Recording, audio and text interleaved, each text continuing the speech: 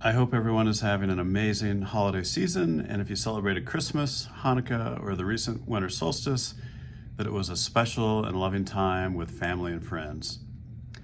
I spent my time flying drones over New Jersey. I hope you enjoyed that on the evening news. I also wanted to wish everyone a healthy, happy, and abundant New Year as well. I feel 2025 will be a wild ride, so I encourage everyone to stay on their game in terms of optimizing their health and finding time for mindfulness. We also need to find time to come together in this extremely divided country.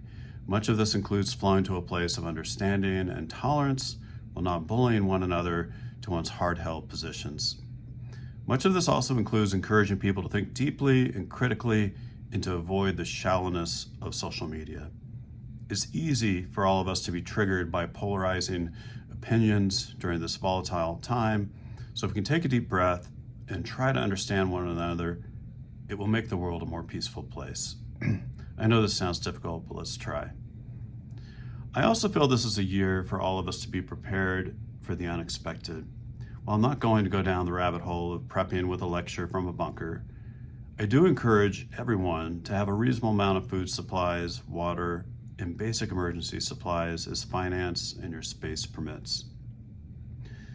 The world is becoming less stable by the minute, and we need to be able to reasonably manage emergencies independently and confidently should a catastrophe occur. As a lifelong Eagle Scout, I live by my motto, always be prepared. In regards to staying healthy this winter, there are a few bugs floating around. COVID levels are declining, luckily, with low hospitalization rates, but flu, RSV, and pertussis are on the rise. Pertussis, also known as whooping cough, is at an all-time 10-year high due to low vaccination rates. So if you're due and open to this once every 10-year booster, I'd recommend one soon. I'm actually getting mine later today. This is so I can stay in the game for you during this crazy season. This bug is a 1-month severe cough and not one to have in combination with the flu or COVID unless you enjoy being on a ventilator in the hospital. So seriously, give it some thought.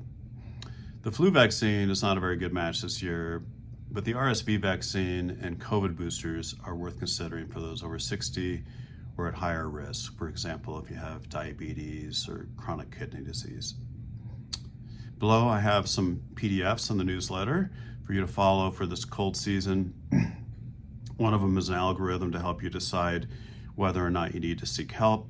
I definitely encourage people to get the newer test kits that include both the flu and COVID combined, so you can take that off the list of possibilities when it's appropriate. I also have a PDF that details out supportive care for viral upper respiratory tract infections.